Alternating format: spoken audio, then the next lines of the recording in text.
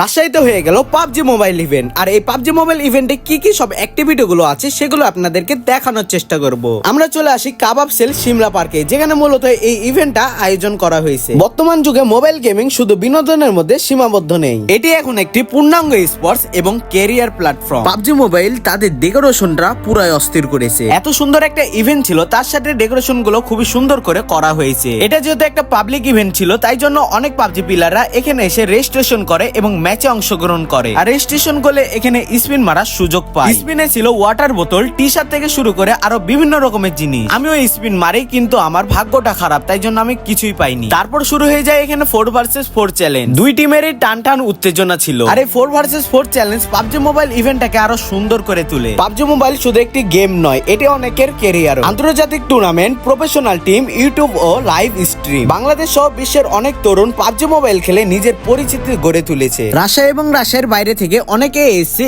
এই ইভেন্টে। সবার সাথে গৌরব সেলফি তুলে আমরা চলে যাই কালচার প্রোগ্রামে।